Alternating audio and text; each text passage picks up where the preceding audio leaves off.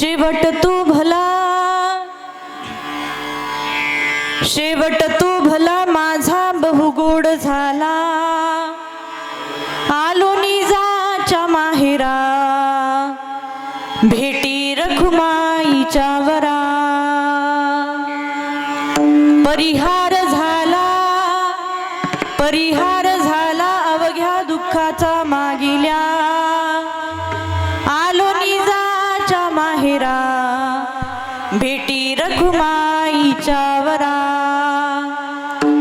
तुका म्हणे वाणी, तुका म्हणे वाणी, गेली आता घेऊ धनी, आलो निजाच्या माहेरा, भेटी रखुमाईच्या वरा. विठ्ठल विठ्ठल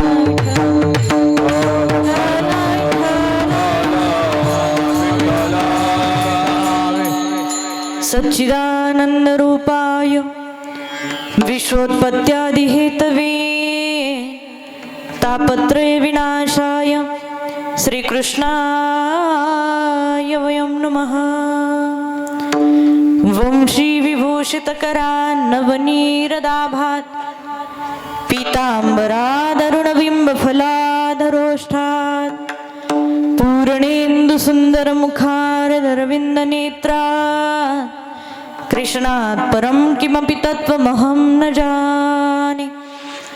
योऽन्तः प्रविश्य मम वाचमिमां प्रसुप्तां सञ्जीवयत्यखिलशक्तिधरस्वधाम्ना अन्यांशहस्तचरणश्रवणत्वगादीन् प्राणान् नमो भगवते पुरुषाय तुभ्यं.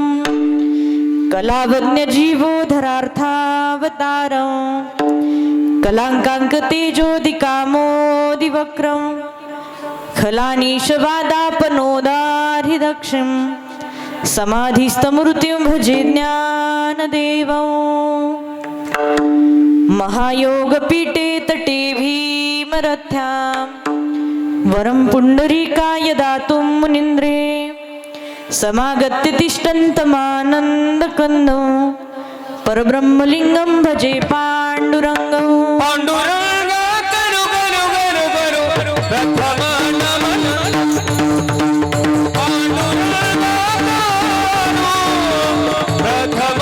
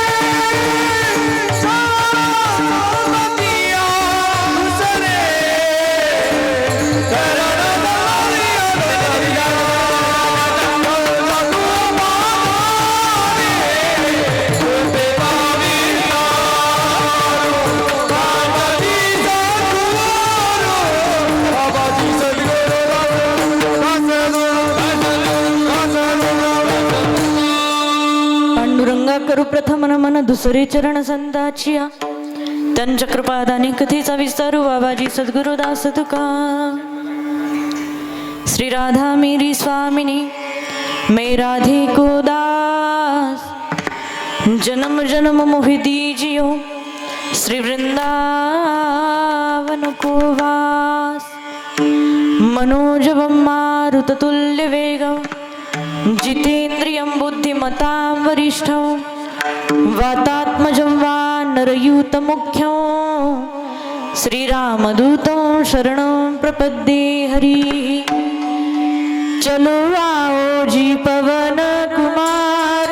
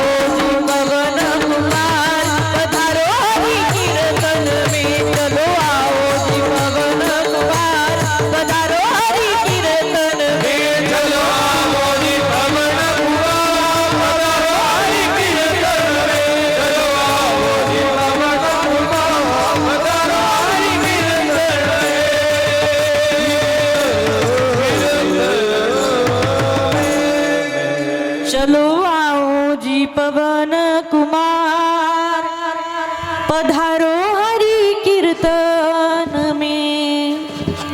श्री राधा मेरी स्वामिनी, मैं राधे को दास, जन्म जन्म मोहि दीजियो, श्री वृंदावन को वास। विठल विठल विठल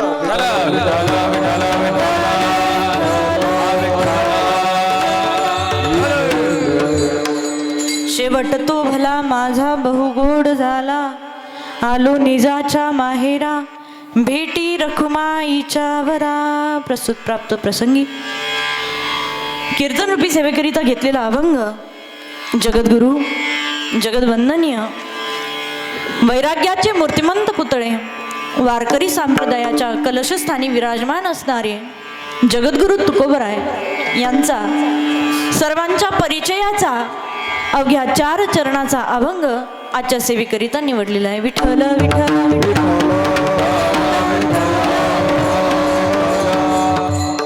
सेवेला सुरुवात करण्यापूर्वी थोडासा परिहार द्यायचा, तो म्हणजे असा की आजपासून बरोबर 1 वर्षापूर्वी कैलासवासी गंगा भारती सुंदरबाई नवनाथ आगलावे या आपल्यातून निघून गेल्या आणि त्या गेल्यानंतर जे मुलांचं कर्तव्य असतं, जे नातवांचं कर्तव्य असतं, त्या कर्तव्याच्या स्वरूपाने या ठिकाणी हा सुंदर प्रथम पुण्यस्मरणाचा भव्य आणि दिव्य कार्यक्रम या ठिकाणी आगलावे परिवाराने आयोजित केला। त्यांच्या परिवाराबद्दल जाणून घ्यायचं झालं तर ते असं की श्री गोरक्षनाथ नवनाथ आगलावे पाटील हे त्यांचा मुलगा आहेत, विजय नवनाथ आगलावे हेही त्यांचा मुलगा आहे, शीला शशिकांत चांदगुडे ही मुलगी आहे, सचिन गोरक्षनाथ आगलावे पाटील हे नातू आहेत, किशोर गोरक्षनाथ आगलावे हेही त्यांचे नातू आहेत, अमर शशिकांत चांदगुडे हेही नातू आहेत, किरण गोरक्षनाथ आगलावे हे नातू आहेत, पवन शशिकांत चांदगुडे हेही त्यांचे नातू आहेत आणि तुषार विजय आगलावे व समस्त आगलावे पाटील परिवार या परिवाराच्या वतीने हा सुंदर भव्य आणि दिव्य कीर्तन रूपी महोत्सव या ठिकाणी आयोजित करण्यात आलेला आहे। विठ्ठल विठ्ठल। सेवेला सुरुवात करण्यापूर्वी तुमच्या सर्वांच्या दर्शनाचा योग आज मला लाभला हे माझं परम भाग्य। कारण बघा, मी काही तुमच्यासाठी नवीन नाही आणि तुम्हीही माझ्यासाठी काही नवीन। मग एक विनंती करू का तुमची म्हणून? कीर्तन चालू असताना सर्वांगाचे कान करून कीर्तन ऐका।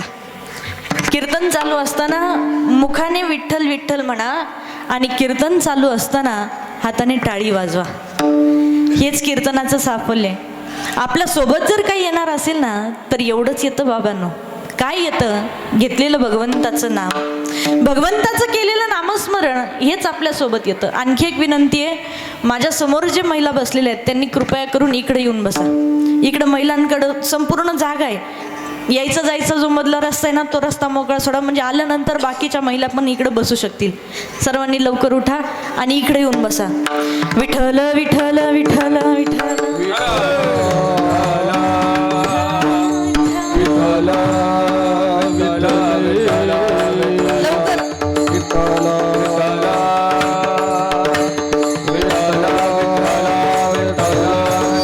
सर्वांनी इकडे येऊन बसा।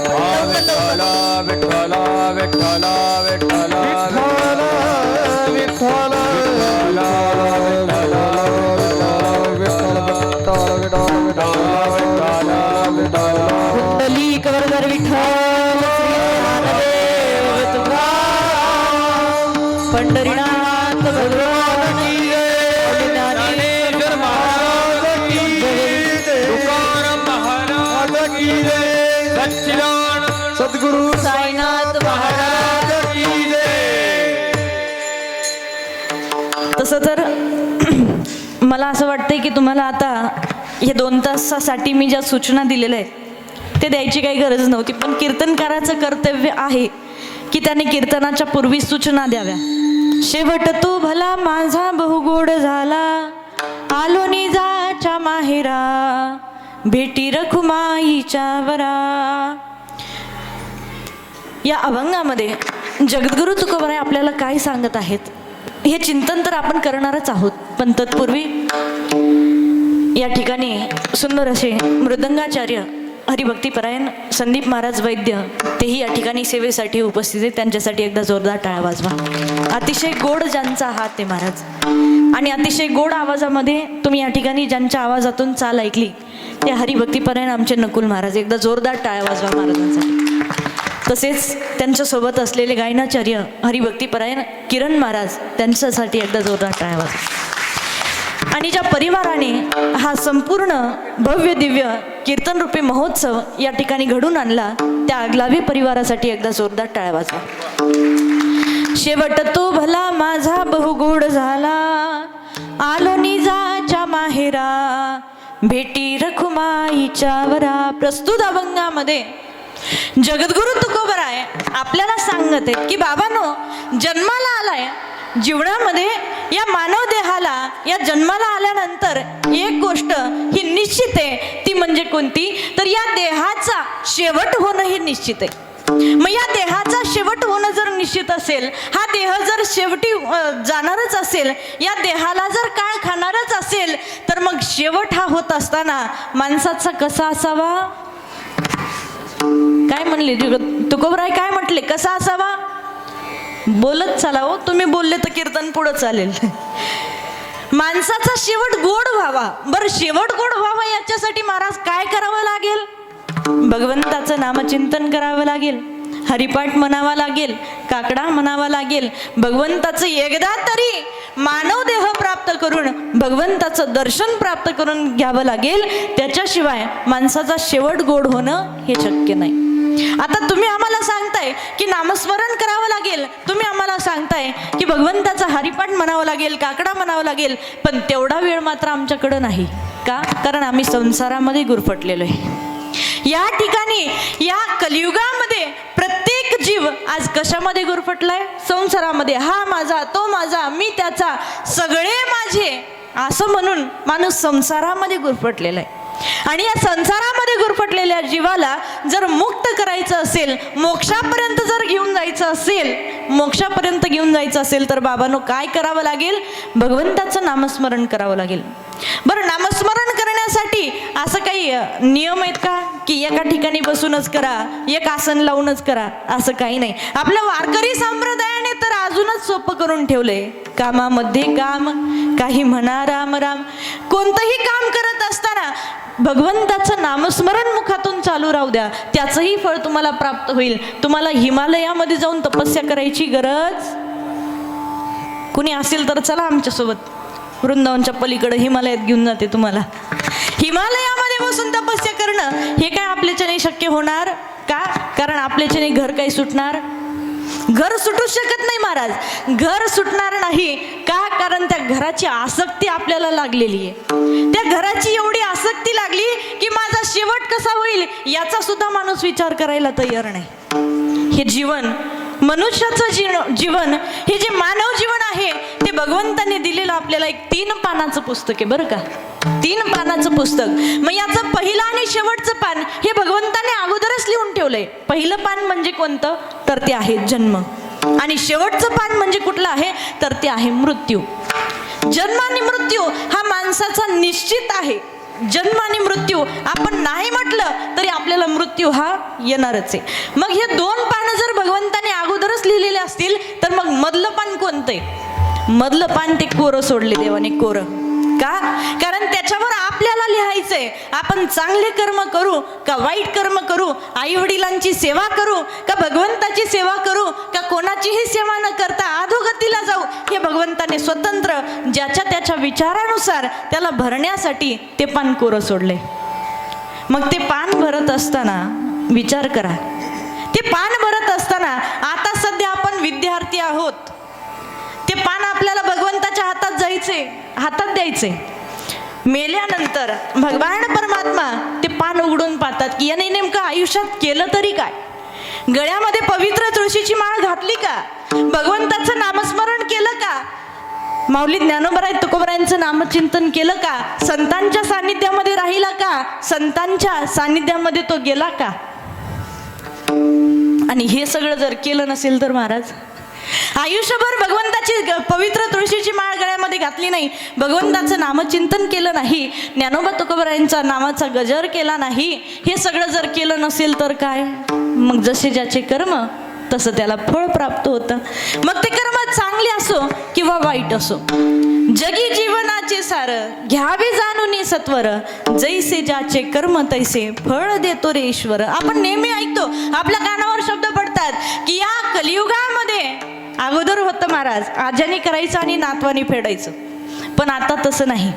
आता ज्याचं त्यालाच आहे, जो तो कर्म करेल आणि त्याचं फळ तोच भोगेल. जिवंतपणे फळ भोगावे लागतात, मेल्यानंतर तर भोगावेच लागतात.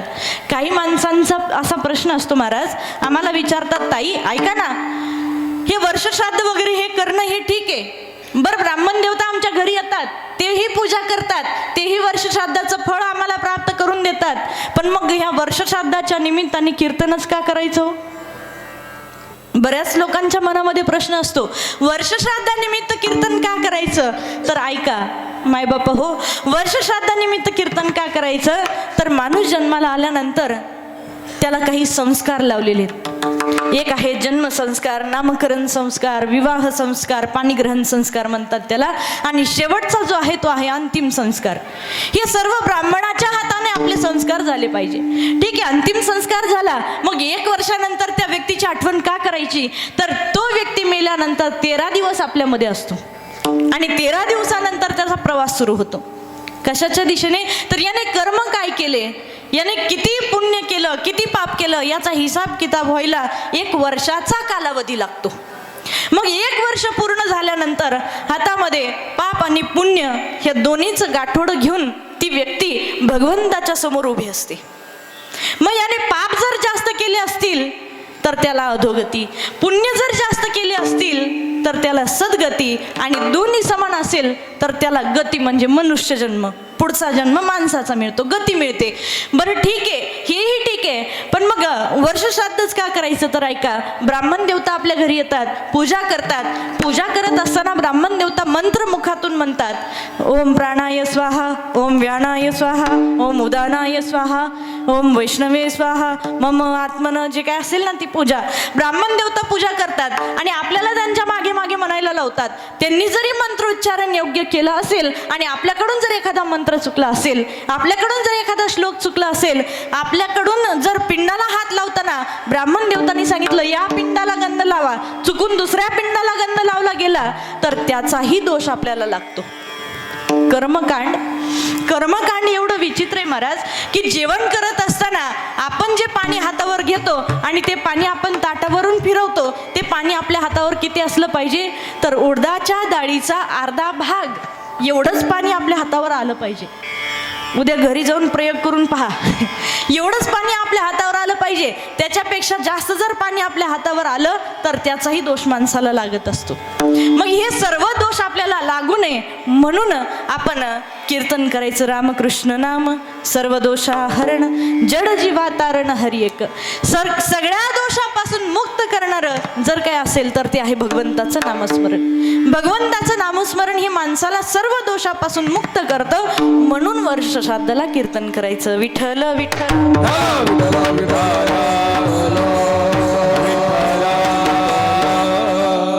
जगद्गुरु तुकोबारे म्हटले की बाबा रे, आपल्या या जीवनाचा, या मनुष्य देहाचा शेवट हा गोड झाला पाहिजे, शेवट गोड झाला पाहिजे. बघा, काही माणसांचा शेवट होतो, काही माणसांचा शेवट अगदी गोड होतो, काही भगवंताचं नामस्मरण करता करता करता करता आपला देह सोडून देतात, याला म्हणतात शेवट गोड होणं. बरं, हे झालं शेवट गोड होणं. मग शेवट कडू कसा होतो? ऐका, शेवट कडू कसा होतो? तर जी व्यक्ती, एखादी व्यक्ती जर आजाराने पडलेली असेल, त्या खाटावर पडू नये आणि तरी सुद्धा भगवंताचं नामस्मरण करत नसेल, भगवंताचं नाम जर तिच्या मुखामध्ये येत नसेल, तर त्या व्यक्ती इतका शेवट कडू हा कोणाचाच होऊ शकत नाही. या जगामध्ये, या कलियुगामध्ये असे भरपूर लोक आहेत महाराज की जे बाजावर पडलेले असताना सुद्धा ज्यांचा संसार सुटत नाही. एक बाबा होते, खाटावर पडलेले होते आणि खाटावर पडलेले असताना आजारी होते, वाणी गेली होती, कानाने ऐकू येत नव्हतं, डोळ्याने नीट दिसत नव्हतं, अंधक दिसत होतं. मग त्यांनी पाहिलं की समोर एक वासरू होतं. ते वासरू झाडू असतो ना, त्याला किरसुनी म्हणतात तिकडं कोल्हापूरकडं. ते खात होतं आणि खात असताना बाबांनी बघितलं, बाबांना बोलून सांगता येत नव्हतं की बाबा रे जा आणि त्या वासराच्या तोंडातून ती किरसुनी काढून घ्या. सांगता येत नव्हतं. बाबा म्हणायला लागले वाके वाके वाके वाके. आता दोन्ही मुलं, एक मोठा मुलगा आणि एक छोटा मुलगा बाबांच्या जवळ आला आणि बाबांना म्हणाला, बाबा तुम्हाला नेमकं म्हणायचंय तरी काय? मोठा मुलगा थोडासा धार्मिक होता. त्याला वाटलं बाबाला मुखातून वासुदेव केशव म्हणायचंय का काय, भगवंताचं नामस्मरण करायचंय का काय. तो म्हटला, बाबा काय म्हणायचंय तुम्हाला? लहाना थोडासा लालची होता.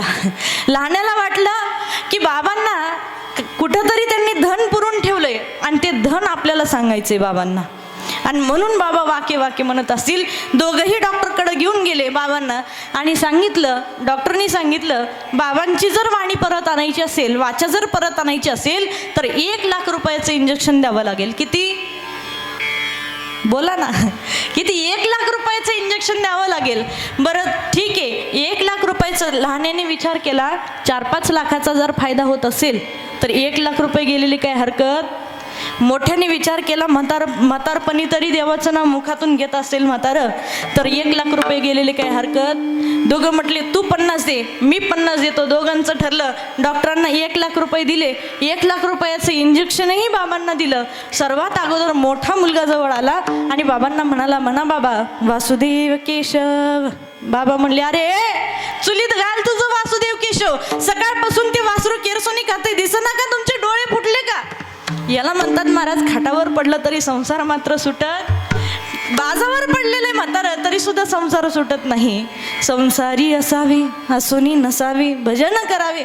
या संसारामध्ये असावे माणसानं, राहावं संसारामध्ये. पण कसं राहावं? जशी एखादी नाव पाण्यावरती राहते. ते नावेमध्ये जर पाणी आलं तर काय होईल? नाव बुडून जाईल. आणि पाण्यात नाव गेली तर तरीही नाव बुडेल. मग पाण्यावर जशी नाव तरंगते तसं माणसाने या संसारात राहावं. विठ्ठल विठ्ठल विठ्ठल.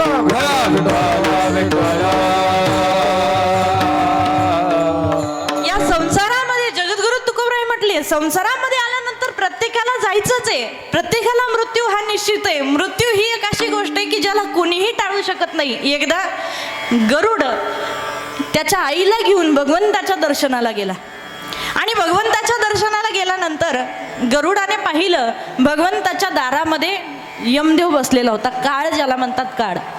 यमदेव बसलेला होता. यमदेव बसलेला त्याने पाहिलं आणि पाहिल्यानंतर गरुड आपल्या म्हाताऱ्या आईचा हात धरून देवाच्या दर्शनाला घेऊन जाऊ लागला. गरुडाने त्या काळाकडे पाहिलं, यमदेवाकडे पाहिलं. यमदेवाने गरुडाकडे पाहिलं तेव्हा काहीच यमदेव बोलला नाही, काळ बोलला नाही. पण जेव्हा त्याच्या आईकडे त्या काळाने पाहिलं, आईकडे पाहिल्यानंतर तो हसू लागला. आता काळाचं हसणं म्हणजे काय साधारण हसणं आहे का हो? काळाचं हसणं म्हणजे साधारण हसणं नाही. काळ बघून हसला. गरुडाला भीती वाटली, माझ्या आईचा काळ निश्चितच जवळ आलेला आहे. माझ्या आईचा काळ जवळ आलाय म्हणून काळ माझ्या आईकडे पाहून हसला. बघा, माणसाला मरण येण्याकरिता, माणसाला मृत्यू येण्याकरिता 3 गोष्टी एकत्र याव्या लागतात. काळ, वेळ आणि स्थळ. या 3ही गोष्टी जेव्हा एकत्र येतात तेव्हा माणसाचा मृत्यू हा निश्चित असतो. मग गरुडाच्या आईकडे पाहून तो काळ हसला. गरुडाने काय केलं? आईला पाठीवर टाकलं. आता माझ्या आईला मृत्यू येऊ नये, आता माझी आई मरू नये म्हणून पाठीवर टाकलं आणि 7 समुद्राच्या पार एका गुफेमध्ये नेऊन त्याच्या आईला ठेवलं. गरुडाने आईला ठेवलं आणि ठेवल्यानंतर काळाकडे परत आला आणि सांगू लागला, गरुड का रे, तू माझ्या आईकडे पाहून हसला होता ना? आता मी माझ्या आईला अशा ठिकाणी ठेवलंय की तिथं तू सुद्धा पोहोचू शकणार नाही. सांगितलं, गरुडा कुठे ठेवलंयस? लक्षात आलं, 7 समुद्राच्या पार एका गुफेमध्ये नेऊन ठेवलंय. अरे गरुडा, तू किती वेळ आहे? तुझ्या आईचा काळ आला होता, तुझ्या आईची वेळही आली होती, पण स्थळ मात्र निश्चित आलेलं नव्हतं की तुझी आई नेमकं मरणार कुठे. तुझ्या आईचा मृत्यू 7 समुद्राच्या पार त्या गुफेमध्येच लिहिलेला होता आणि ती तिथपर्यंत पोहोचू शकत नव्हती म्हणून मी तिच्याकडे पाहून हसलो होतो. आणि आता तू स्वतः तुझ्या आईला नेऊन कुठं टाकलंस? मरणाच्या दारामध्ये. मग गरुड हा भगवंताचं वाहन आहे. त्याचा वशिला काही कमी असेल का? त्याचा वशिला कमी नव्हता महाराज. भगवंत गरुडाने जे सांगितलं ते भगवंत करत होते.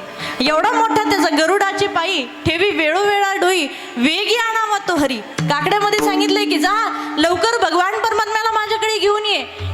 एवढा मोठा शिला त्या गरुडाचा, आणि तरी सुद्धा तो गरुड आपल्या आईला काळापासून वाचू शकला नाही. काळापासून आपण स्वतःला कधीच वाचू शकत नाही. कितीही मोठा आमदार खासदार असेल, प्रधानमंत्री जरी आपले नातेवाईक असतील, तरी सुद्धा आपण काळापासून सुटका करून घेऊ शकत नाही. काळापासून आपण आपली सुटका करून घेऊ शकत नाही. मग ऐका, मग काय, काळापासून सुटका करून घेऊ शकत नाही, मग आणखी एक आपल्याला बायपास मार्ग आहे. बायपास काय करायचं? तुकाराम तुकाराम नाम घेता संतांचं नामस्मरण करा. त्यांचं नाव घेतल्यानंतर तुका म्हणे काळ आता करू न शके बळ. संतांचं नामस्मरण केल्यानंतर तो काळही आपल्यावर जोर करू शकत नाही. का? कारण त्यांचा शेवट गोड झालेला आहे. कारण त्यांनी त्या काळाला जिंकलेलं आहे. माझ्या नाथ महाराजांनी काळाला जिंकलं होतं. नाथ महाराजांनी काळाला जिंकलं. 4 खांदेकरी नाथ महाराजांना घेऊन जाऊ लागले, आणि घेऊन जात असताना एक खांदेकरी दुसऱ्या खांदेकरीला बोलू लागला. काय? नाथ महाराज म्हणे, आयुष्यभर परमार्थ केला आणि शेवटी चहाला मात्र कोणाला विचारलं नाही, पण जाताना मात्र आपल्याच खांद्यावर जावं लागतं की नाही. नाथ महाराज म्हणले, ओ पंत, ठेवा खाली, नाही जायचं म्हटले मला. याला म्हणतात महाराज काळ जिंकणं, याला म्हणतात शेवट गोड होणं. बरं, इथं बसलेल्यापैकी कोणी असं आहे का की जे मला सांगेल की ताई माझा हा शेवट निश्चितच गोड होणार आहे? अशी कोणाला गॅरंटी का? नाही. का? कारण आपण कधी पुण्यकर्म केलं नाही, आपण कधी भगवंताचं नामस्मरण केलं नाही, भगवंताचं नामचिंतन केलं नाही, भगवंताला प्राप्त करण्याची साधना आपण कधी केली नाही. भगवंताला प्राप्त करण्याची साधना म्हणजे नेमकं काय? अरे एवढी सुंदर ज्ञानेश्वरी नावाचा ग्रंथ माझ्या माऊली ज्ञानोबरायांनी लिहून ठेवला. माऊली ज्ञानोबरायांनी सांगितलं, अवघाची संसार सुखाचा करीन आनंद भरीन तिन्ही लोक. अरे आपण भगवंताला प्राप्त करू शकत नाही, मग त्यांच्या सानिध्यामध्ये जा ज्यांनी भगवंताला प्राप्त केले, ज्यांना कसल्याही प्रकारची आसक्ती नाही. ऐका, आसक्तीवरून एक दृष्टांत सांगते तुम्हाला, ऐका.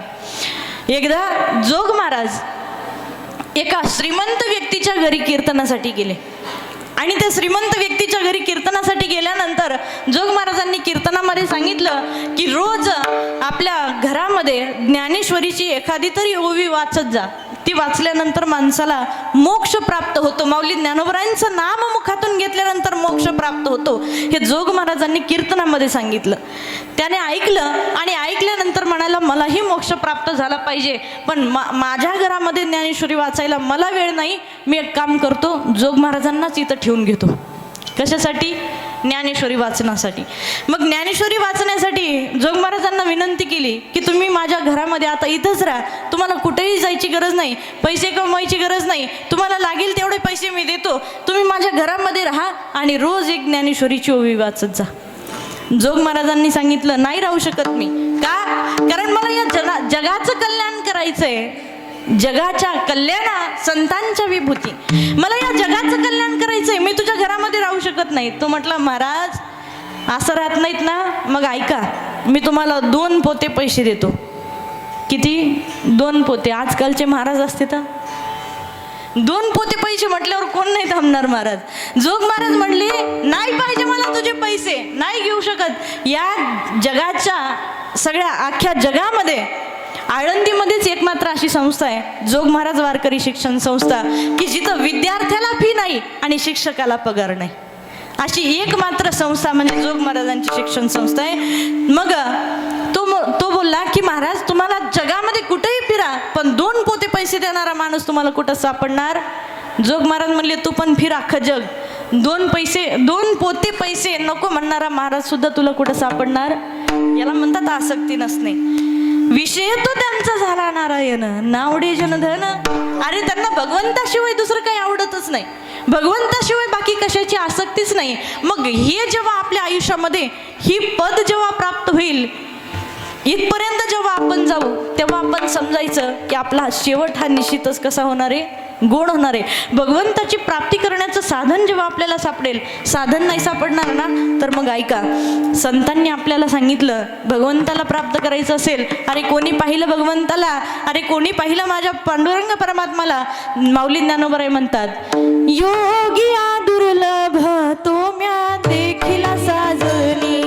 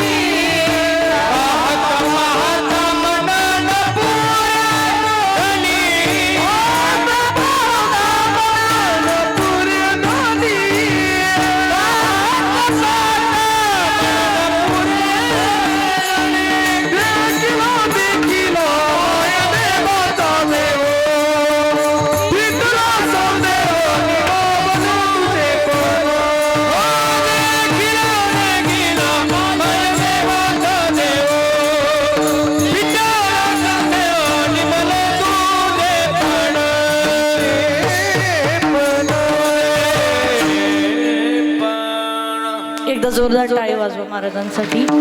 योग या दुर्लभ तुम्या देखिला साजनी, पाहता पाहता मना न पुरे धनी. देखिला देखिला जो कोणता देव, जो देव योगियांनाही दुर्लभ आहे. कोणते योगी? जे हिमालयामध्ये जाऊन 12-12 वर्ष तप करतात, त्यांना सुद्धा दुर्लभ असणारा देव आम्ही पाहिला. देखिला देखिला मायम्या देवाचा देव, फिटला संदेह निमाले दुजेपण. तो देव, तो भगवान परमात्मा आम्ही पाहिला, पण तो पाहण्याकरिता आम्हाला कुठं जावं लागलं का?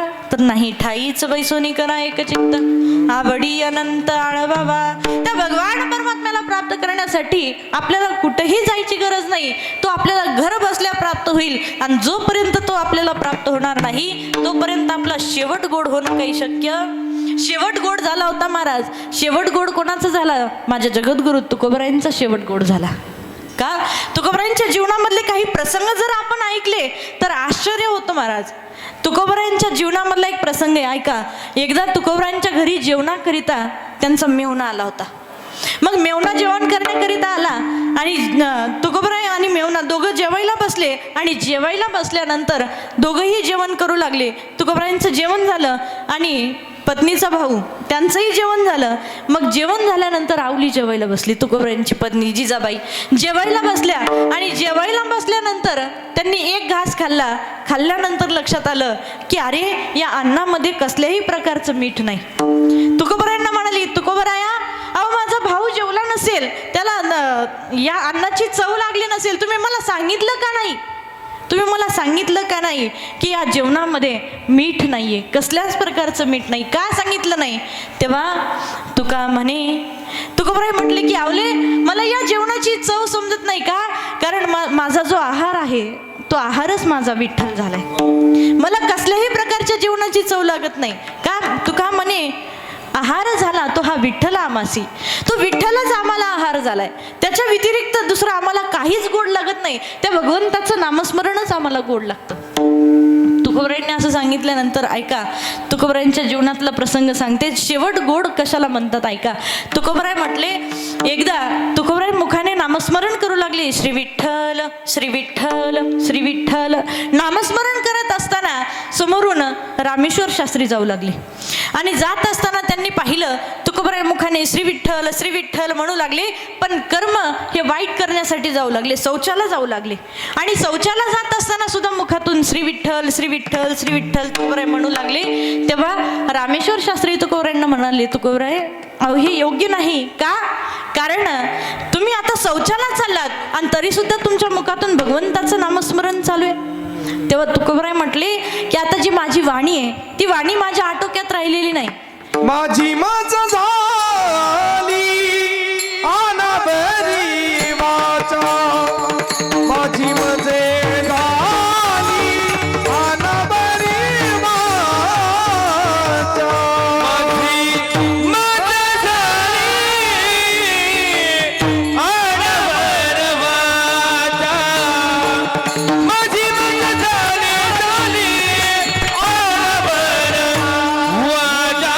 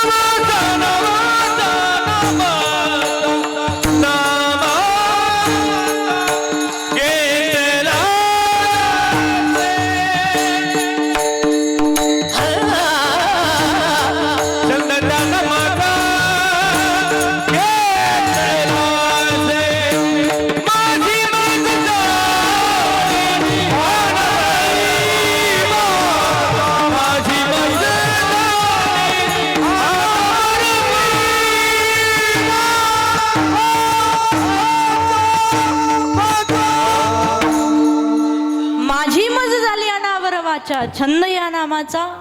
त्या भगवंताच्या नामाचा छंद आम्हाला लागलाय आणि तो छंद लागल्यामुळं माझी जी वाणी आहे ती माझ्या आटोक्यात राहिलेली नाही. रामेश्वर शास्त्री तुकोबरायांच्या जवळ आले आणि जवळ आल्यानंतर तुकोबरायांची जीभ ओढून धरली आणि म्हटले, आता म्हणा श्री विठ्ठल, आता म्हणा म्हटले श्री विठ्ठल श्री विठ्ठल. तेव्हा चमत्कार असा झाला की तुकोबरायांचं रोम रोम बोलू लागलं श्री विठ्ठल श्री विठ्ठल श्री विठ्ठल. म्हणजे काय, रामेश्वर शास्त्रीने लक्षात आलं की आता तुकोबराय हे तुकोबराय राहिलेले नाहीत, तर कोण आहेत तुकोबराय. ऐका कोण आहेत. तुकिता तुळनेसी ब्रह्म तुकासी आले, मनोनी रामेश्वरी मनोनी रामेश्वरी चरणी मस्तक ठेविले. आरती तुकाराम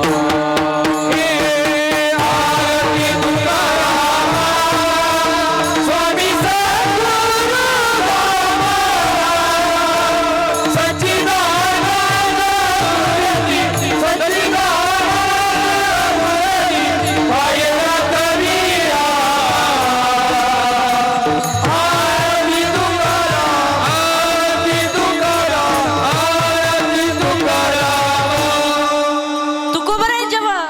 त्यांच्या रोमरोमातून श्री विठ्ठल श्री विठ्ठल आवाज येऊ लागला. तेव्हा लक्षात आलं तुकोबराय हे कोणी साधारण महात्मा नाही, तर तुकिता तुलनेसी ब्रह्म तुकासी आले, म्हणून रामेश्वरी चरणी मस्तक ठेवले. जे लोक निंदा करत होते हे पद प्राप्त करण्यासाठी, हे उच्च स्थान प्राप्त करण्यासाठी काय करावं. ऐका, मंबाजी बुवांनी तुकोबरायांना मारलो का, तर तू ब्राह्मण नाहीयेस तरी सुद्धा कीर्तन करतोय आणि लोक येऊन तुझ्या पाया पडतंय. असंच जर चालत राहिलं तर आमची ब्राह्मणांची पूजा कोणी करणार नाही, म्हणून तुकोबरायांना मारलं. आणि तुकोबरायांना मारल्यानंतर तुकोबरायांनी काय करावं महाराज. आजकालचे महाराज असते तर त्याचा जाऊन बदला घेतला असता, पण तुकोबरायांनी असं केलं नाही. तुकोबराय गेले आणि मंबाजी बुवांचे हातपाय दाबू लागले. का, तुमचे हात दुखत असतील, तुम्ही मला मारलं ना, तुमचे हात दुखत असतील, याला म्हणतात महाराज उच्च स्थान प्राप्त करणं. आपल्या जीवनामध्ये हे घडलं पाहिजे. आणि ही एवढी नम्रता तुकोबरायांच्या जीवनामध्ये होती, एवढी भगवत प्राप्ती तुकोबरायांच्या जीवनामध्ये होती. म्हणून शेवटी जाताना तुकोबराय जेव्हा वैकुंठामध्ये बसलेले होते, वैकुंठामध्ये बसलेले असताना तुकोबरायांना भगवंतांनी सांगितलं, तुकोबराय ऐका, तुम्हाला या कलियुगामध्ये जायचे, कलियुगामध्ये जाऊन गाथ्यासारखा पवित्र ग्रंथ निर्माण करायचंय.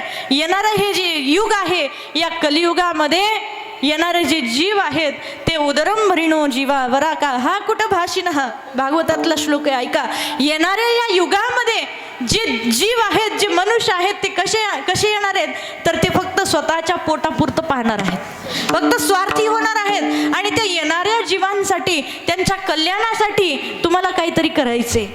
म्हणून तुकोबराय म्हणतात, तुकोबरायांनी सांगितलं देवाला, देवा मी जातो, मी त्या कलियुगातल्या जीवाचा उद्धारही करतो, पण ऐक देवा, येताना 4 माणसांच्या खांद्यावर यायला मला जमणार नाही.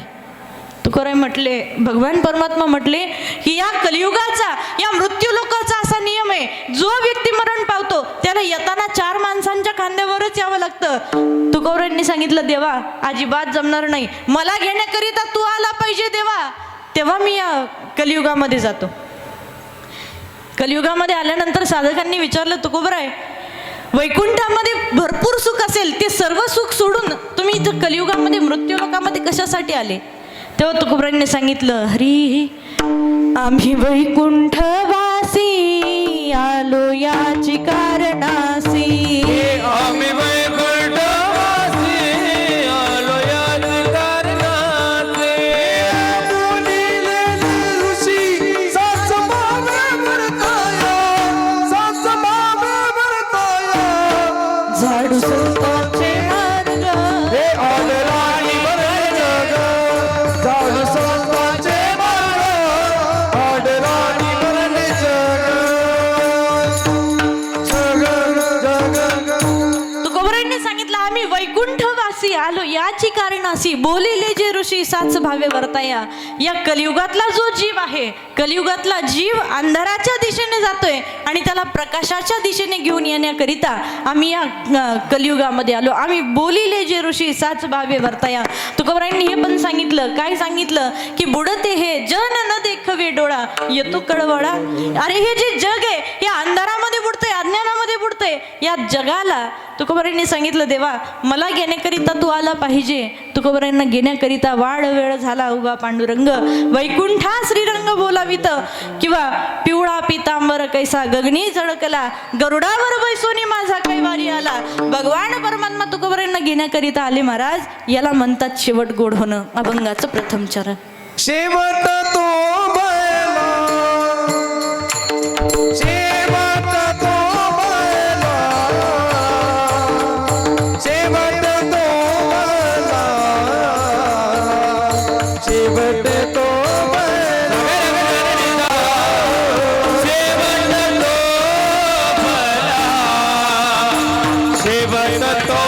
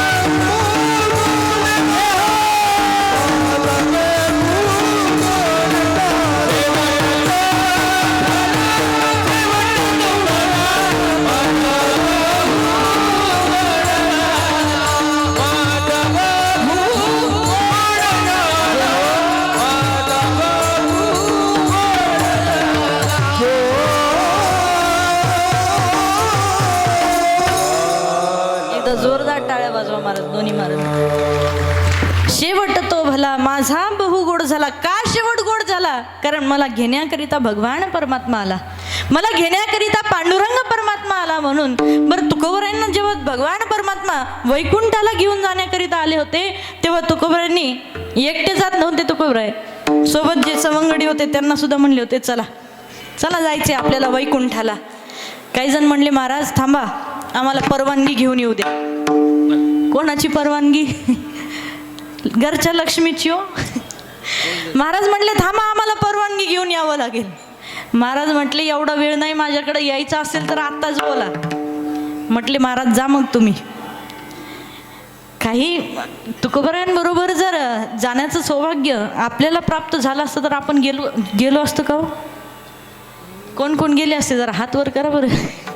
विठ्ठल विठ्ठल विठ्ठल.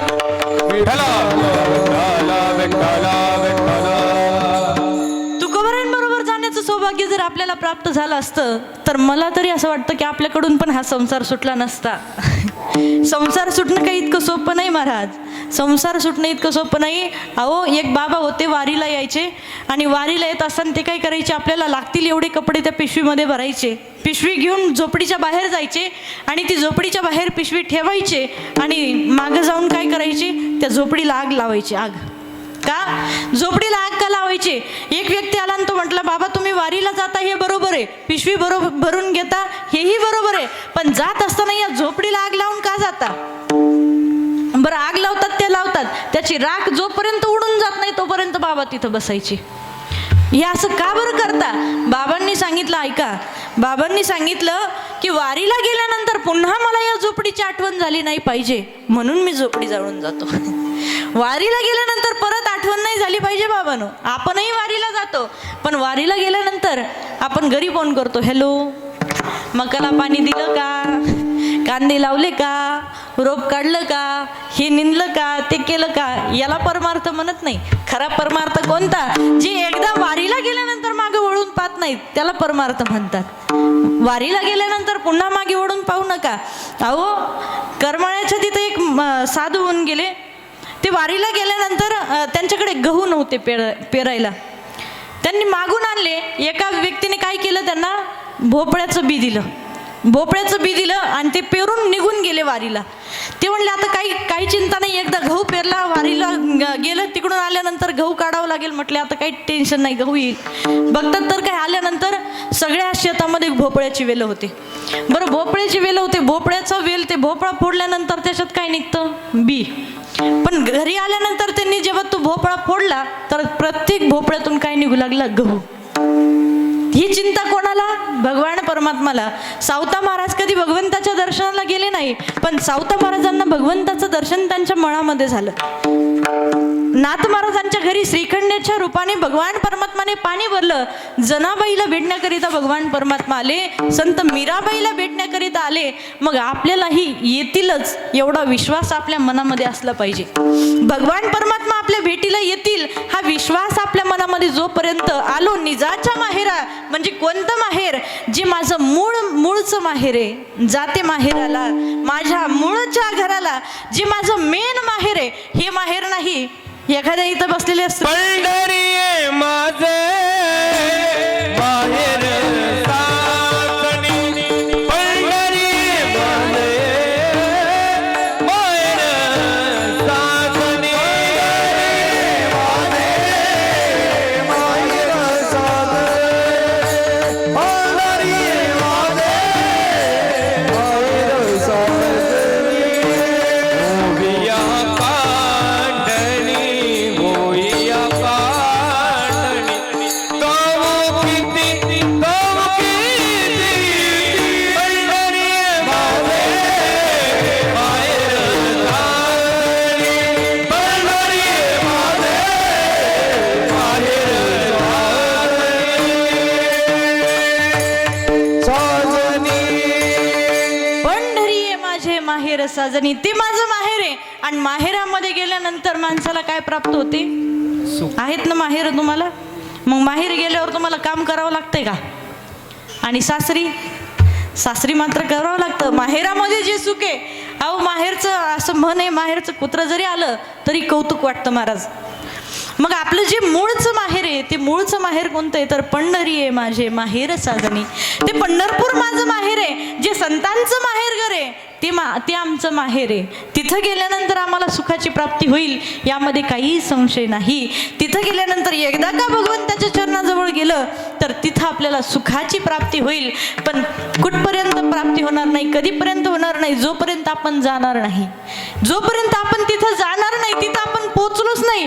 आणि इथं घरी बसून आपण देवाला म्हणतो, आपण लहान पोरं जरी दर्शन करत असले तरी त्याचे आई वडील शिकवतात त्याला की जा देवाच्या पाया पड आणि म्हणावं, जय बाप्पा सुखाट, आहे की नाही? आपण सांगतो जय बाप्पा सुखात ठेवा. अरे तो सुख देईलही, पण तू त्याचं नामस्मरण केलं तर नामस्मरण केलं तर सुख देईल ना. घेशी तेव्हा देशी ऐसा अससी. भगवान परमात्मा काहीतरी घेतल्याशिवाय आपल्याला काहीतरी देत नाही. काहीतरी आपल्याला द्यावं लागतं, देवाला सांगावं लागतं की देवा रे, आता एवढा वेळ झाला, एवढे दिवस झाले मी तुझं नामस्मरण करतोय. पण बघा, ज्याच्या जीवनामध्ये नामस्मरण नामस्मरण आहे. ज्याच्या जीवनामध्ये भक्ती आहे आणि त्याच्याच जीवनामध्ये सगळ्यात जास्त संकट सुद्धा आहे, कष्ट सुद्धा त्याच्याच जीवनामध्ये. का? कारण संसारामध्ये आपल्याला असं वाटतं की संसारामध्ये सुख आहे. संसारामध्ये सुख मात्र कुठंच नाही. सुख कधीच कोणाला संसारामध्ये प्राप्त होऊ शकत नाही. दोन शेजारी होते, ऐका, दोन शेजारी होते, एकमेकांच्या शेजारी राहत होते आणि राहत असताना एका शेजाऱ्याच्या घरातून नेहमी भांडणाचा आवाज यायचा आणि दुसऱ्या शेजाऱ्याच्या घरातून नेहमी हसण्याचा आवाज यायचा. ज्याच्या घरामध्ये भांडणं होतं ते तो उठला आणि शेजारी गेला आणि त्यांना विचारलं, का हो रामभाऊ, तुमच्या घरातून नेहमी हसण्याचा आवाज येतो, असं का बरं? त्यांनी सांगितलं, तुम्हाला कोण म्हणलं आमच्या घरामध्ये भांडण होत नाही? तुम्हाला कोण म्हणलं आमच्या घरामध्ये सुख आहे? ऐका ऐका, आमच्या घरामध्ये सुद्धा भांडण आहे. माझ्या बायकोचे आणि माझे जेव्हा भांडणं होतात तेव्हा ती काय करते, हातामध्ये लाटणं घेते आणि मला फेकून मारते. लागलं तर ती हसते आणि हुकलं तर मी हसतो. विठ्ठल विठ्ठल.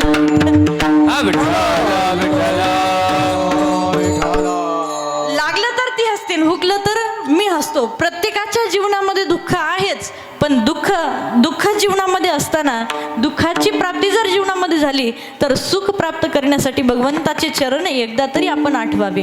भगवंताचे चरण आठवा, त्याच्या चरणा इतकं सुख आपल्याला जीवनामध्ये कुठेही प्राप्त होणार नाही. बरं, मोक्ष मिळवण्यासाठी मी तुम्हाला सांगितलं थोड्या वेळापूर्वी की मोक्ष मिळवण्यासाठी काय करा, तर भगवंताचं नामस्मरण करा.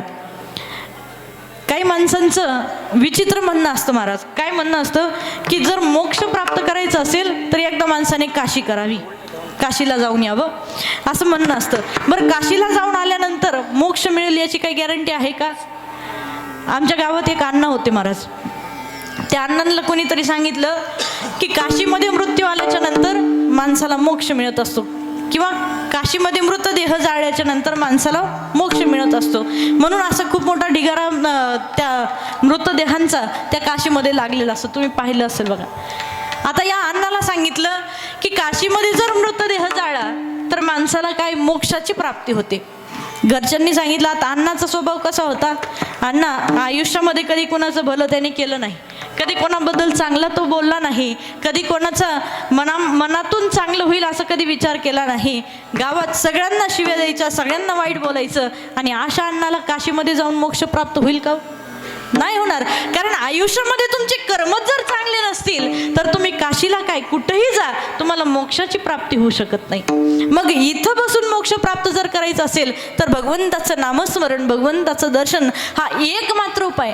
लोक म्हणतात की मेल्यानंतर मोक्ष प्राप्त होतो, पण माझं म्हणणं आहे मेल्यानंतर मोक्ष मिळेल का नाही माहिती नाही, पण जिवंतपणे जर मोक्ष प्राप्त करून घ्यायचं असेल तर जीवनामध्ये भगवंताचं नामस्मरण करा आणि भगवंताचं नामस्मरण केल्यानंतर भगवंताची प्राप्ती करून घ्या. तोच आपल्यासाठी मोक्ष आहे. विठ्ठल विठ्ठल विठ्ठल विठ्ठल. मोक्ष मिळवण्याकरिता काशीला, वृंदावनला, अयोध्येला, मथुरेला कुठेही जायची गरज नाही. ठाईच बैसोनी करा एक चित्त, आवडी आनंद आळ बाबा. फक्त आवडीने त्या भगवान परमात्म्याचं नामस्मरण करा, कधी ना कधी तुम्हाला त्याची प्राप्ती होईल.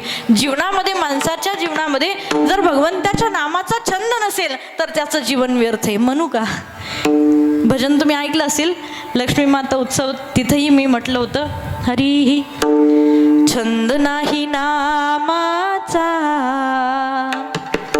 हा देह काय कामाचा. छंद नाही नामाचा, हा देह काय कामाचा.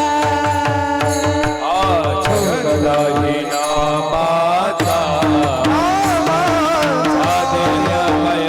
टाळी वाजवा साहेब, टाळी.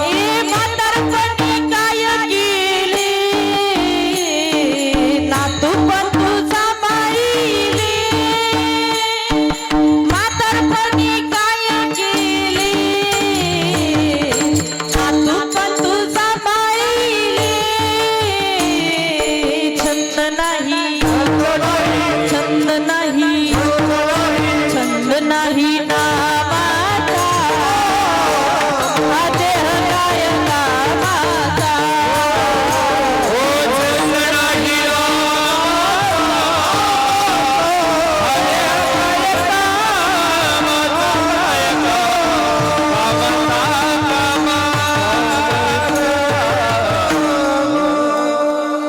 वाजवा एकदा जोरदार टाळी. छंद नाही नामाचा हा देह काय कामाचा. मनुष्य देह प्राप्त झाला, माणसाचा देह प्राप्त झाला, बालपण आलं, वाटलं आता तरी भगवंताचं भजन करेल. उदरामध्ये, आईच्या उदरामध्ये जेव्हा त्या मलमूत्रामध्ये जीव पडलेला असतो तेव्हा भगवंताला सांगतो, देवा रे फक्त एकदा मला या दुःखातून मुक्त कर. एकदा का मी या दुःखातून मुक्त झालो तर मी काय करेल, तुझं नामस्मरण करेल, तुझं भजन करेल. मग मुक्त केलं देवाने. 9 महिन्यानंतर जीव बाहेर आला. बाहेर आल्यानंतर आलं बालपण, पहिली स्टेज काय, बालपण आलं. आणि बालपण आल्यानंतर देवाला वाटलं आता तरी भजन करेल. सारे खेळण्यात गेले, पुन्हा आलं तरुणपण, सारे संसारात गेले, पुन्हा आलं म्हातारपण. मग देवाने पत्र पाठवायला सुरुवात केली. कोणते पत्र ऐका. देवाने सर्वात पहिले केस पांढरे केले, पहिलं पत्र.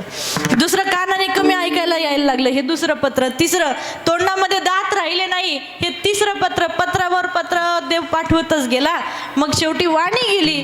पण ह्याने मुखातून भगवंताचं नामस्मरण काही केलं, भगवंताचं नामचिंतन काही करावं असं वाटलं नाही, भगवंताचं नाम मुखातून घ्यावं असं काही वाटलं नाही. मग देवाने सांगितलं, अरे अरे अरे मनुष्य देह तुला दिला, एवढा सुंदर मानव देह मी तुला दिला, पण याचा तू काही एक उपयोग केलेला नाही. नरदेह आपल्याला मिळाला पण तो आपल्याला कळाला मात्र कधीच.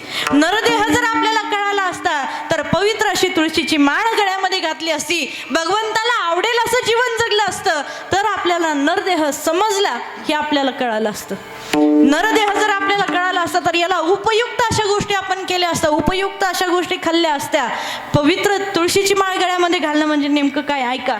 तुळशीची माळ गळ्यामध्ये का घालायची हे बऱ्याच लोकांचं म्हणणं असतं की महाराज तुम्ही एवढं सांगता तुळशीची माळ गळ्यामध्ये घाला, तुळशीची माळ गळ्यामध्ये घाला. मग का घालायची ऐका. हा देह नरदेह आपण जो भगवंताला एखाद्या वेळेस प्रसाद अर्पण करतो, बरोबर. सत्यनारायणाची जर पूजा केली तर आपण तो शिरा बनवतो आणि जे पंचामृत जे असेल ते भगवंताला अर्पण करतो. आणि ते अर्पण करत असताना आपल्याला ब्राह्मण सांगतात की त्याच्यावर एक काय ठेवा, तुळशीचं पान ठेवा, तुलसीपत्र त्याच्यावर ठेवा. मग ते तुलसीपत्र जर ठेवलं तर भगवान परमात्मा त्याचा स्वीकार करत असतात असं सांगितलं जातं. मग हा देह आपल्याला कोणी दिलेला आहे, देह आपल्याला भगवंतानी दिला. मग हा दिलेला जो नरदेह आहे ते जशाच तसं भगवंताला अर्पण करणं म्हणजे या देहावर तुलसीपत्र ठेवणं, ही तुळशीची माळ गळ्यामध्ये घालणं. हा जशाचा तसा पिंड पदावरी दिला पुलिये करी. भगवंताला हा नरदेह आपला अर्पण करायचा म्हणून गळ्यामध्ये पवित्र तुळशीची माळ घालायची. देवाला सांगायचं, देवा रे या संसारामध्ये मी अनेक सुख पाहिली, संसारामध्ये भरपूर राहिलो, भरपूर जगलो, पण सुखाची प्राप्ती मला कधी झाली नाही. माझी खरं सुख जर कुठं असेल तर ते माझ्या माहिरी आहे, अभंगाचं द्वितीय चरण. आलो निजाचा माहेरा, आलो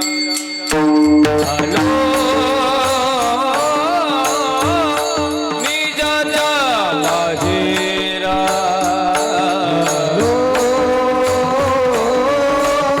निजाचा माहेरा, आलो निजाचा माहेरा, आलो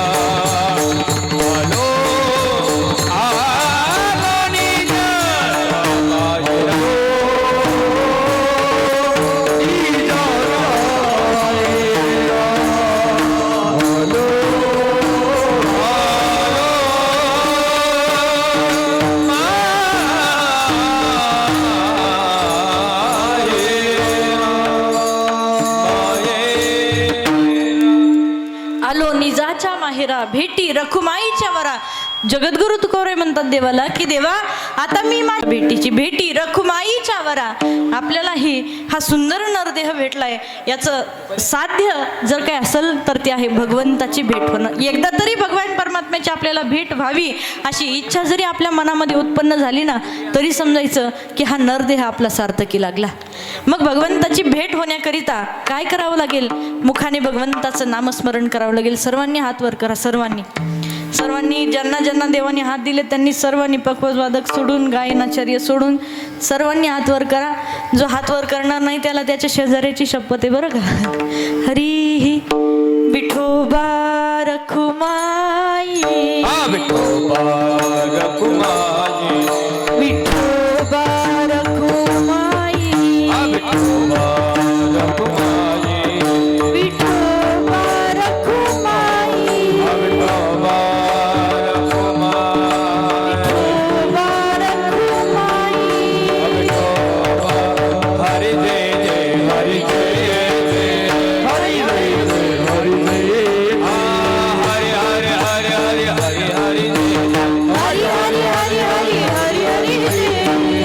हरि हरि हरि हरि जय जय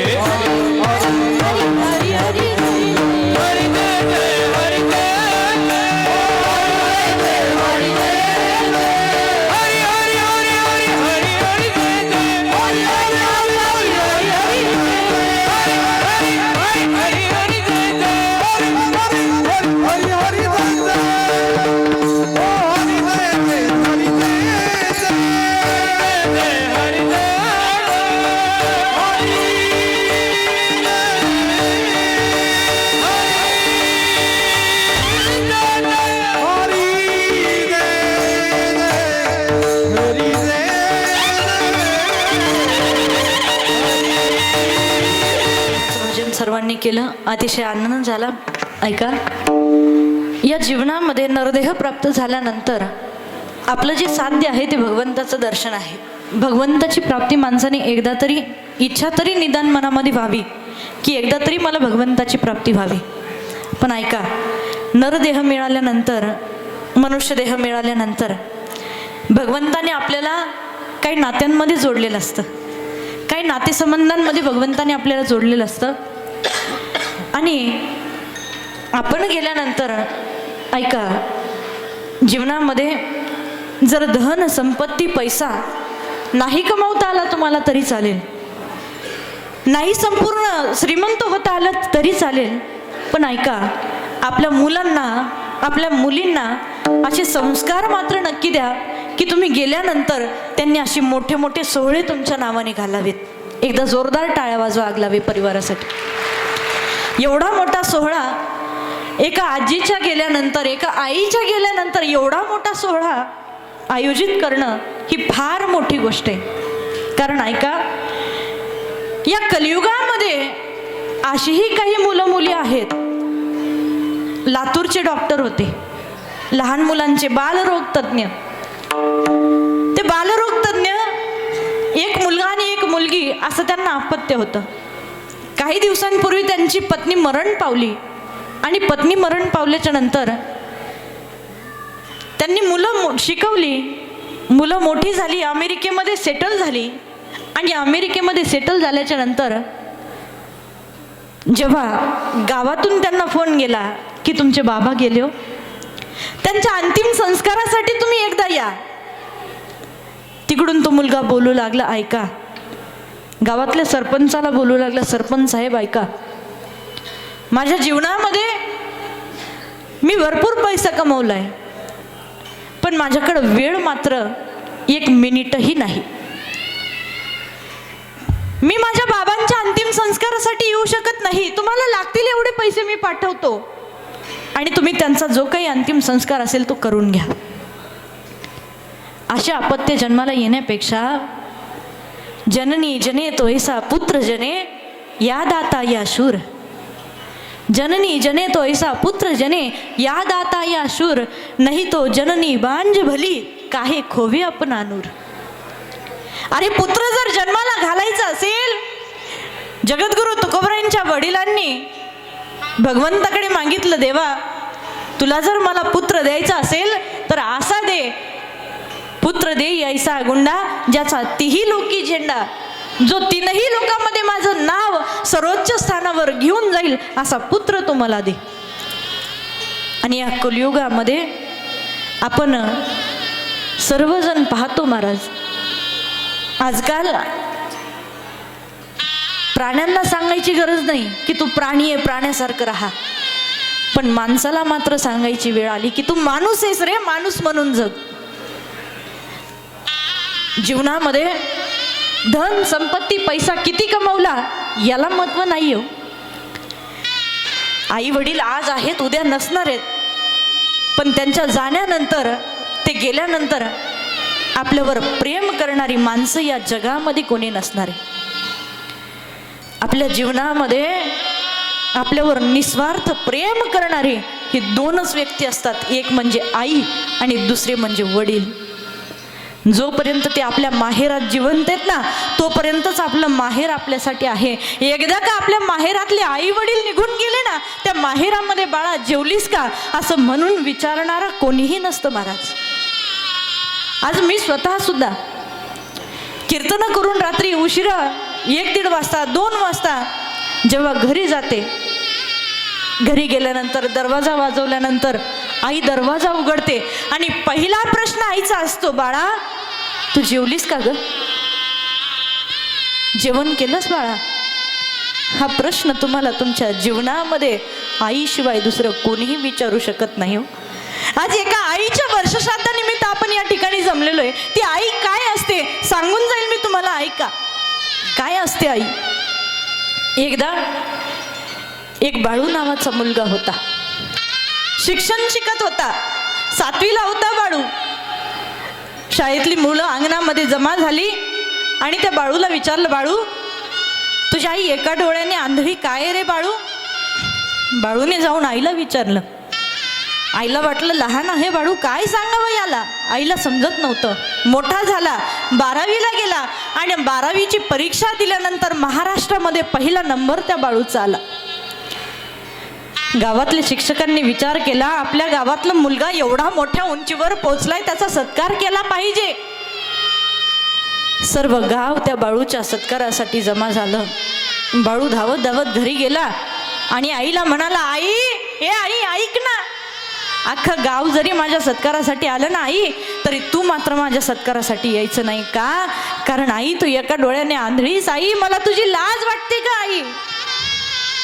अरे जन्म दिलेल्या आई वडिलांची लाज वाटावी अशी अपत्य जन्माला न आलेली बरी. आईला सांगितलं, आई तू येऊ नको का, कारण मला तुझी लाज वाटते आई. संध्याकाळची वेळ झाली, बाळूच्या सत्काराची वेळ झाली, सगळीकडे तोफा वाजू लागल्या. आता माझ्या बाळूचा सत्कार होत असेल, तो मला पाहायचा आहे, एका डोळ्याने का होईना मला त्या बाळूचा सत्कार पाहायचा आहे. आईने अंगावर शाल घेतली आणि झाडाच्या आड लपून आई बाळूचा सत्कार पाहू लागली. होऊ नये ती गोष्ट घडली. एका शिक्षकाची नजर त्या बाळूच्या आईवर पडली आणि बाळूच्या आईकडे पाहिल्यानंतर शिक्षक म्हणाले, अरे आपल्याला असा हिरा उपलब्ध करून देणारी त्याची आई या ठिकाणी उपस्थित आहे. आईला वर बोलावून घेतलं, आईचा सत्कार केला. सगळ्या गावाच्या दृष्टीने ही गोष्ट चांगली झाली, पण बाळूला मात्र हे आवडलं नाही. बाळूने आईला सांगितलं, आई मी तुला सांगितलं होतं ना ग आई, माझ्या सत्कारासाठी तू यायचं नाही. आई का आलीस तू, मला लाज वाटते आई तुझी, का आलीस तू. असे काही मुलं आहेत महाराज. अरे एक 4-5 दिवसाच्या सुखासाठी आई वडिलांचा त्याग करून घराच्या बाहेर निघून जातात. काय उपयोग आहे अशा मुलांचा. अशापेक्षा मुलं जन्माला न आलेली बरी, जन्माला न घातलेली बरी. इथं बसलेले जेवढे तरुण मुलं मुली आहेत ना, त्यांना माझी हात जोडून एक विनंती, बाबांनो जीवनामध्ये तुम्हाला नाही उंच नाव कमवता आलं तरी चालेल, पण आपल्या आई वडिलांची मान समाजामध्ये खाली होईल असं कधी वागू नका. असं कधी वागू नका. का, कारण ज्यांनी आपल्या हाडाची काढ करून आपल्याला शिक्षण शिकवलं, आपल्याला एवढं मोठं केलं, त्या आई वडिलांची लाज आपल्याला कधी वाटली नाही पाहिजे हो. त्या आई वडिलांची लाज आपल्याला वाटली नाही पाहिजे. बाळू घराच्या बाहेर निघून गेला आणि निघून गेलेला बाळू परत कधी आलाच नाही. दर 8 दिवसाला 15 दिवसाला आई जाऊन त्या पोस्टमनला विचारायची, काय हो माझ्या बाळूचं पत्र आलंय का, काय पाठवलंय का माझ्या बाळूने. पोस्टमन रोज एकच उत्तर द्यायचं, आई तुमच्या बाळूने एकही पत्र पाठवलेलं नाही, आई तुमच्या बाळूचं काहीच पत्र आलं नाही. वाट पाहता पाहता पाहता पाहता आईचे प्राण निघून गेले, पण बाळू काही परत आला नाही.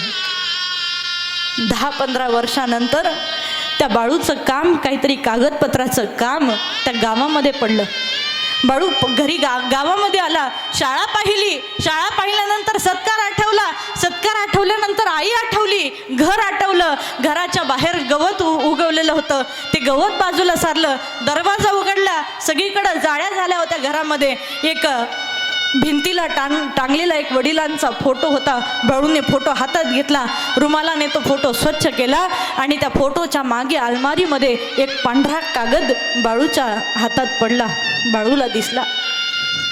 ते काय होतं महाराज, ते पत्र होतं बाळूच्या आईचं, बाळूसाठी लिहिलेलं. ते पत्र हातामध्ये घेतलं आणि पत्र हातामध्ये घेतल्यानंतर बाळूला समजलं, अरे माझी आई अनपढ नव्हती रे, माझी आई शिकलेली होती. ते पत्र हातामध्ये घेतलं आणि आईने त्या पत्रामध्ये लिहिलं होतं, बाळू ऐक, लहानपणापासून तू एक गोष्ट मला नेहमी विचारायचा, बाळू ऐक ना, तू मला विचारायचा, आई तू एका डोळ्याने आंधळी काय, आई तू एका डोळ्याने आंधळी काय. असं वाटतंय बाळू, जाता जाता तुझ्या प्रश्नाचं उत्तर द्यावं रे बाळू, जाता जाता तुला सांगून जावं. आई सांगू लागली, बाळू ऐक, जेव्हा तू जन्माला आला बाळू, तेव्हा डॉक्टरांनी सांगितलं, ताई तुम्हाला मुलगा झाला, हो मुलगा झाला. मला आनंद झाला आणि आनंद झाल्यानंतर पुन्हा डॉक्टर माझ्याजवळ आले आणि सांगितलं, पण एक छोटीशी वाईट बातमी तुमच्यासाठी आहे. काय वाईट बातमी, डॉक्टरांना विचारलं. डॉक्टरांनी सांगितलं, बाई तुम्हाला मुलगा तर जन्माला आलाय, पण तो मात्र एका डोळ्याने आंधळा आहे. मला वाईट वाटलं रे बाळू, वाईट वाटलं मला. का वाईट वाटलं, तर ह्या सगळ्या जगाने दोन्ही डोळ्याने जग पाहावं आणि माझ्या पोराला एकच डोळा, असं का. परत डॉक्टरांनी सांगितलं, बाई ऐका, तुमचा आणि तुमच्या पोराचा रक्तगट एक आहे, जर तुमची इच्छा असेल तर तुम्ही तुमचा डोळा तुमच्या पोराला देऊ शकता. एका क्षणाचाही विचार नाही केला रे बाळू, मी माझा डोळा काढून बाळू तुला दिला रे बाळू. हातामधलं पत्र तो बाळू वाचत होता, डोळ्यातल्या अश्रूंनी ते पत्र ओलं झालं होतं. पत्र हातामध्ये होतं, आईने लिहिलेले शब्द हातामध्ये होते, पण माफी मागण्यासाठी आई शिल्लक नव्हती. हो, माफी मागण्यासाठी आई शिल्लक नव्हती. जोपर्यंत आई वडील आहेत ना, तोपर्यंत त्यांना जपा, कारण एकदा गेल्यानंतर आपल्या डोक्यावरून मायेचा हात फिरवणारं छत्र या जगामध्ये दुसरं कुठलं नाही.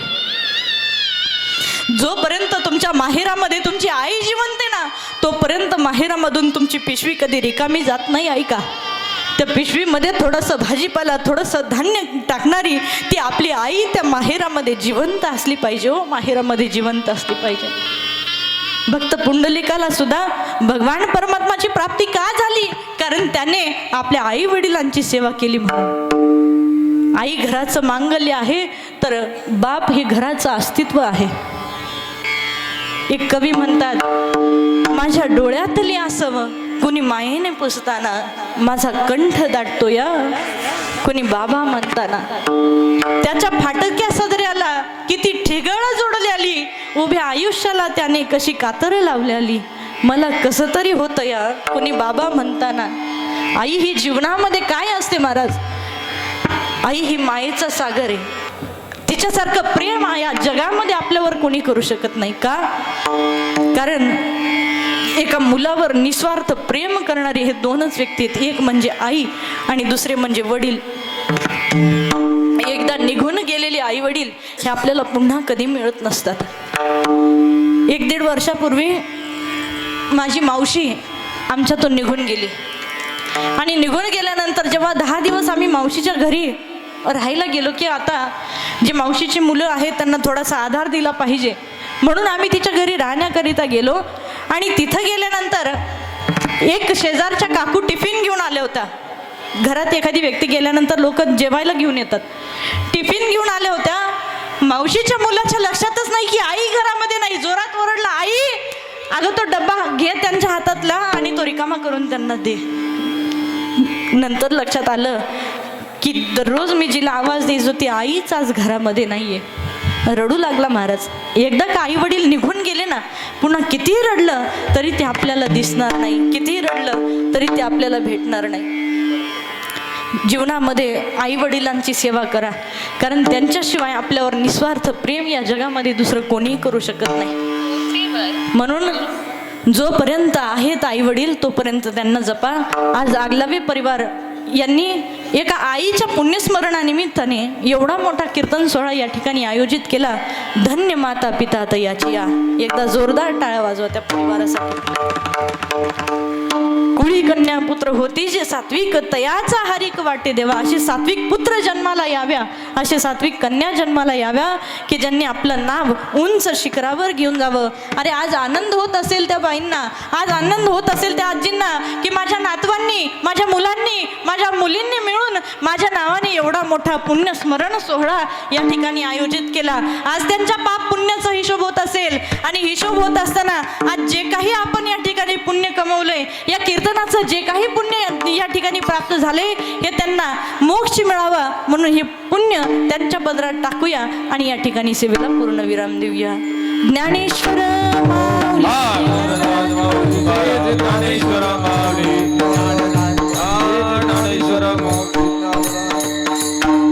या संपूर्ण परिवाराने ही सुंदर कीर्तनरूपी महोत्सव या ठिकाणी आयोजित केला. सर्वांचे मनापासून धन्यवाद. तुम्ही सुद्धा एवढ्या मोठ्या संख्येने या ठिकाणी उपस्थित राहिलात, तुमचेही मनापासून धन्यवाद. मृदंगाचार्य हरिभक्तीपरायण संदीप महाराज वैद्य त्यांचेही खूप खूप आभार. गायनाचार्य हरिभक्तीपरायण नकुलजी महाराज, दुसरे गायनाचार्य हरिभक्तीपरायण किरणजी महाराज, तसेच आदी करून पंचक्रोशीतील सर्व टाळकरी मंडळी असतील. इकडे आमच्या काकू पण आहेत, विनेकरी बाबा आहेत, ज्यांनी माझा सुंदर आवाज तुमच्यापर्यंत पोहोचवण्याची सेवा केलेली आहे. साई माऊली साऊंड सिस्टीम एकदा दादांसाठी जोरदार टाळी वाजवा. त्यांना पुन्हा पुन्हा सांगायची गरज पडली नाही की दादा मला असा आवाज द्या, तसा आवाज द्या. सिस्टीम जर चांगली असेल, सिस्टीम ही म्हणजे महाराज लोकांचा श्वास आहे. महाराज श्वासच जर नसेल तर आपण जिवंत राहू शकतो का? तसं कीर्तनाला सुंदर सिस्टीम जर नसेल तर महाराज बोलू शकत नाहीत.